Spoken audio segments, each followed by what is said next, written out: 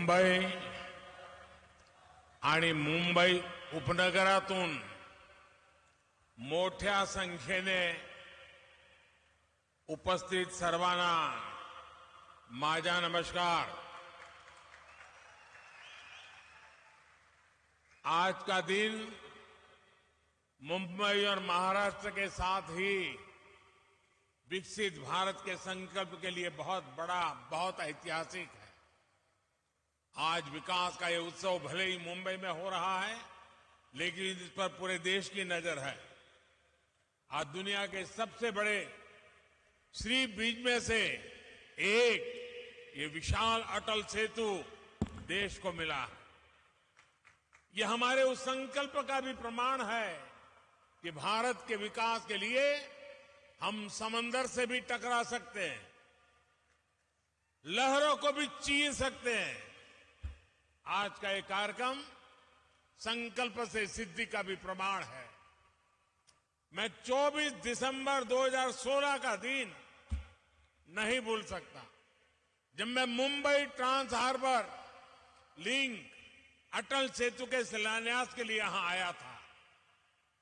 तब मैंने छत्रपति शिवाजी महाराज को नमन करते हुए कहा था कि लिख कर रखिए, देश बदलेगा भी और देश बढ़ेगा भी।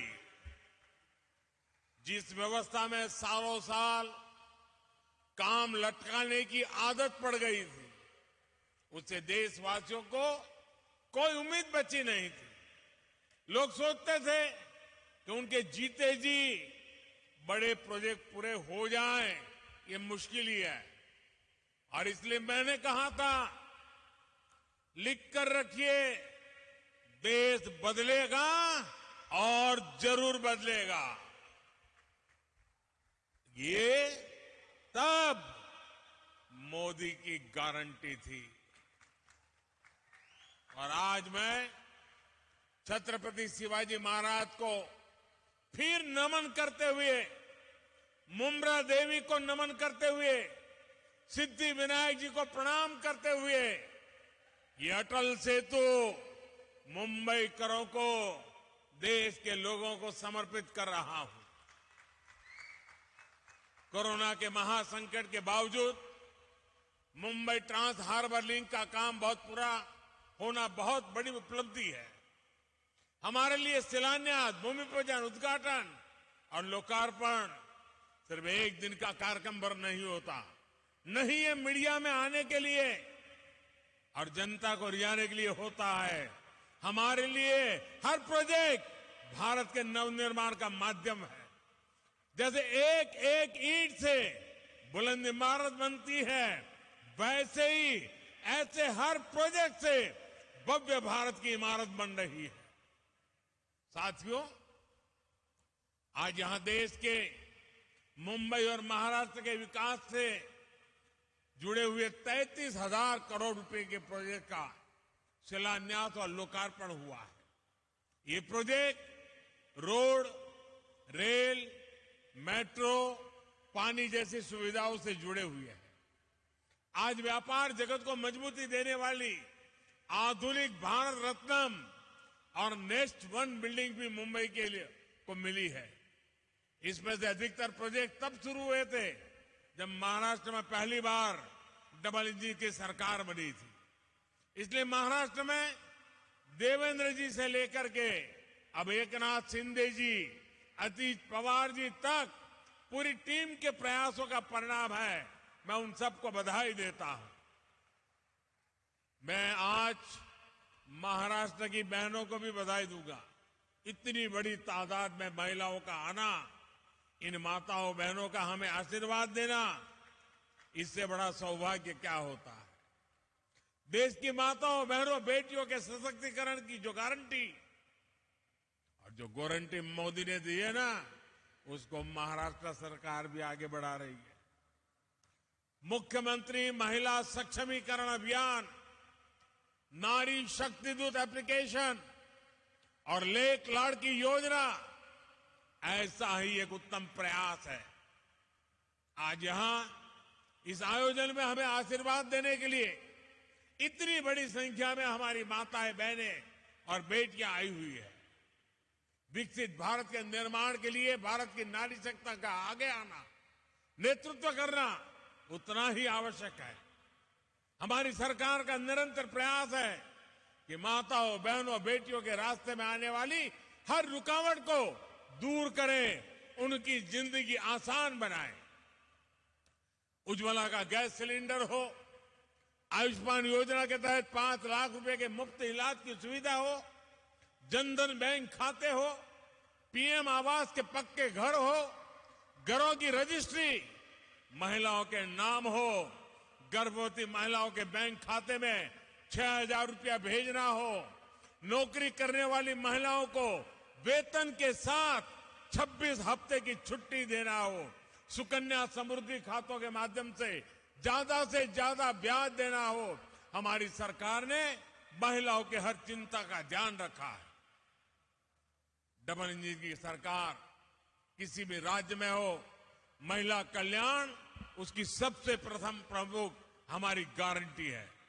आज जो योजनाएं शुरू हो रही है वो भी इसी दिशा में बड़ा कदम है। मेरे परिवारजनों, बीते कई दिनों से देश में Mumbai trans harbour link Atal Setu की चर्चा हो रही है। आज जो कोई अटल सेतु को देख रहा है, तो इसकी तस्वीरें देख रहा है, वो गौरव से भर उठता है। कोई इसकी विशालता से, समुद्र के बीच उसकी अड़िग छवि से मंत्रमुग्ध है। कोई इसकी इंजीनियरिंग से प्रभावित है। जैसे इसमें जितनी वायर लगी है, उससे पूरी पृथ्वी के 2 बार चक्कर लग सकते हैं। इस प्रोजेक्ट में जितना लोहा, स्टील इस्तेमाल किया है, उससे हावड़ा ब्रिज 4 हावड़ा ब्रिज और 6 स्टैच्यू ऑफ लिबर्टी का निर्माण हो सकता है। कोई इस बात से खुश है कि अब मुंबई और रायगढ़ की दूरी और सिमट गई है। जिस यात्रा में पहले कई घंटे लगते थे, अब वही यात्रा कुछ मिनटों में ही हो जाया करेगी। इससे नवी मुंबई के साथ साथ पुणे और गोवा भी मुंबई के और पास आ जाएंगे। इस ब्रिज को बनाने में जापान ने जो सहयोग किया है, उसके लिए मैं जापान सरकार की विशेष रूप से आभारी हूं। मैं आज अपने प्रिय मित्र स्वर्गीय शिंजो आबे को जरूर याद करूंगा। इस ब्रिज के निर्माण को जल्द से जल्द पूरा करने का संकल्प हम दोनों ने मिलकर लिया था। लेकिन साथियों, अटल सेतु को हम इतने सीमित दायरे में नहीं देख सकते। अटल सेतु भारत की उस आकांक्षा का उदयघोष है जिसका आह्वान साल 2014 में पूरे देश ने किया था। जब मुझे चुनाव की जिम्मेवारी दी गई थी, तो 2014 के चुनाव के कुछ समय पहले मैं रायगढ़ किले पर गया था। छत्रपति शिवाजी महाराज की समाधि के सामने बैठ करके कुछ पल मैंने बिताए थे उन संकल्पों को सिद्धि में बदलने की, उनकी इच्छा शक्ति, जनशक्ति को राष्ट्र शक्ति बनाने की उनकी दृष्टि थी। सब कुछ मेरी आंखों के सामने और आशीर्वाद बनकर के आया था। उस बात को 10 साल हो रहे हैं। इन 10 वर्षों में देश ने अपने सपनों को सच होते देखा है, अपने संकल्पों को सिद्धियों में बदलते हुए देखा है। अटल सेतु इसी भावना का प्रतिबिंब है। युवा साथियों के लिए यह नया विश्वास लेकर आ रहा है। उनके बेहतर भविष्य का रास्ता अटल सेतु जैसे आधुनिक इंफ्रास्ट्रक्चर से होकर ही गुजरता है। अटल सेतु विकसित भारत की तस्वीर है। विकसित भारत कैसा होने वाला है उसकी एक झलक है। विकसित भारत में सबके लिए सुविधा होगी, सबकी समृद्धि होगी, गति होगी, प्रगति होगी। विकसित भारत में दूरियां सिमटेगी, देश का कोना कोना जुड़ेगा, जीवन हो या आजीविका, सब कुछ निरंतर बिना रुकावट के चलेगा। यही तो अटल सेतु का संदेश है। मेरे परिवारजनों, बीते 10 वर्षों में भारत बदल गया है। इसकी चर्चा खूब होती है। बदले हुए भारत की तस्वीर तब और साफ हो जाती है जब हम 10 वर्ष के पहले भारत को याद करते हैं। 10 साल पहले हजारों लाखों करोड़ रुपए के मेगा स्कैम्स की चर्चा होती है। आज हजारों करोड़ रुपए के मेगा प्रोजेक्ट के पूरे होने की चर्चा होती है। सुशासन का एक संकल्प देश भर में दिख रहा है। देश ने नॉर्थ ईस्ट में भूपेन हजारिका सेतु और बोगी ब्रिज जैसे मेगा प्रोजेक्ट पूरे होते देखा है। आज अटल टनल और चेनाब ब्रिज जैसे प्रोजेक्ट की चर्चा होती है। आज एक के बाद एक बनते एक्सप्रेसवे की चर्चा होती है। आज हम भारत में आधुनिक और भव्य रेलवे स्टेशन बनते देख रहे हैं। ईस्टर्न और वेस्टर्न फ्रेट कॉरिडोर रेलवे की तस्वीर बदलने वाले हैं। वंदे भारत, नमो भारत, अमृत भारत ट्रेनों सामान्य जन के सफर को आसान और आधुनिक बना रही है। आज हर कुछ सप्ताह में देश किसी न किसी कोने में नए एयरपोर्ट का लोकार्पण होता है। साथियों, यही मुंबई में, महाराष्ट्र में इन वर्षों में अनेक मेगा प्रोजेक्ट या तो पूरे हो चुके हैं या फिर बहुत जल्द पूरे होने वाले। पिछले साल ही बाला साहब ठाकरे समृद्धि महामार्ग का लोकार्पण हुआ। नवी मुंबई एयरपोर्ट और कोस्टल रोड प्रोजेक्ट पर भी तेजी से काम चल रहा है। कोस्टल रोड प्रोजेक्ट से मुंबई महानगर की कनेक्टिविटी का कायाकल्प होने जा रहा है। ऑरेंज गेट, ईस्टर्न फ्रीवे और मरीन ड्राइव की अंडरग्राउंड टनल कनेक्टिविटी मुंबई शहर में ईज ऑफ ट्रैवल बनाएगी। आने वाले कुछ सालों में ही मुंबई को पहली बुलेट ट्रेन भी मिलने वाली है। दिल्ली मुंबई इकोनॉमिक कॉरिडोर महाराष्ट्र को मध्य भारत और उत्तर भारत से जोड़ने जा रहा है। महाराष्ट्र को तेलंगाना, छत्तीसगढ़ और अन्य पड़ोसी राज्यों से जोड़ने के लिए ट्रांसमिशन लाइन नेटवर्क बिछाया जा रहा है।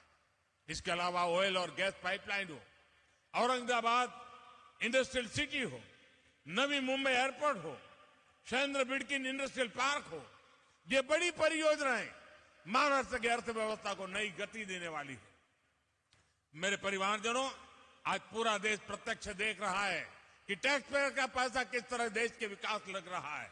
लेकिन देश पर दशकों तक शासन करने वालों ने देश का समय और टैक्स पेयर का पैसा दोनों ही की परवाह नहीं की है।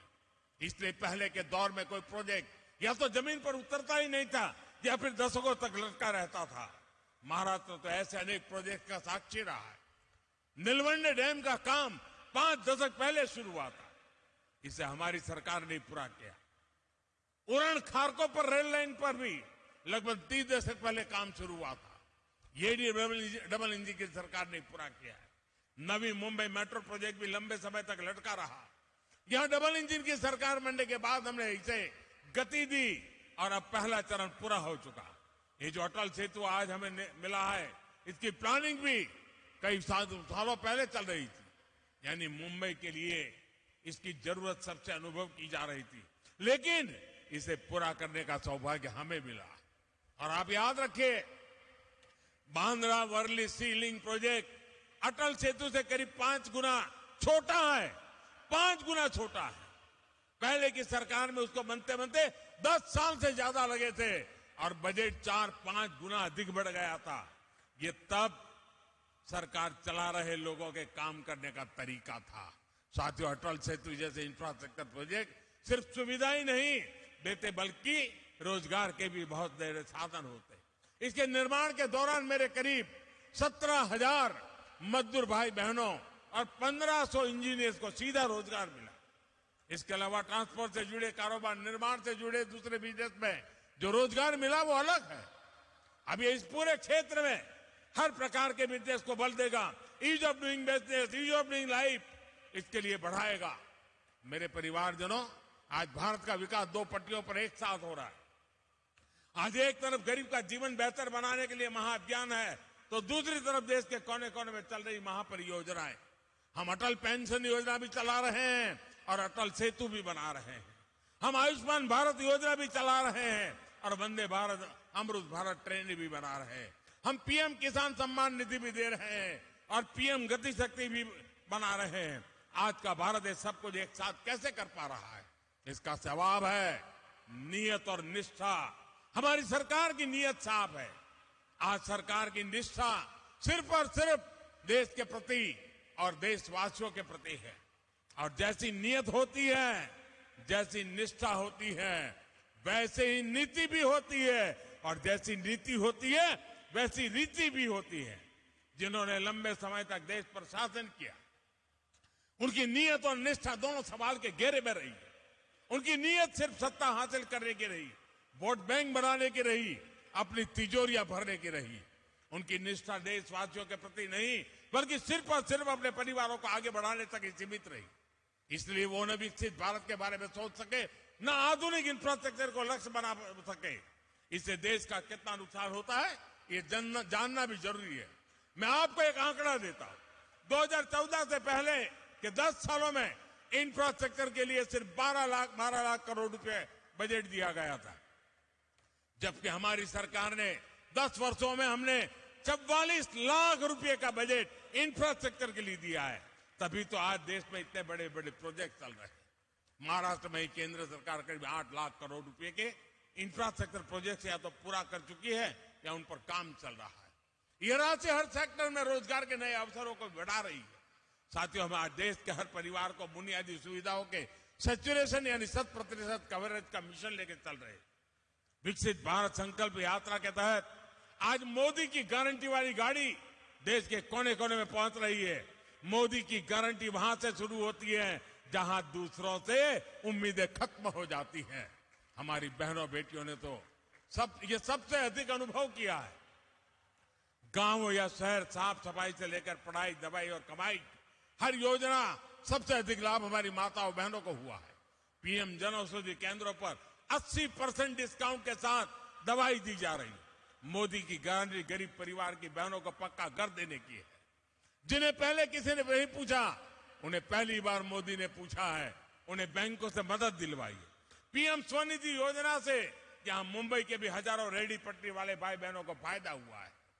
हमारी सरकार महिला सेल्फ हेल्प ग्रुप को भी मदद दे रही है। बीते कुछ सालों में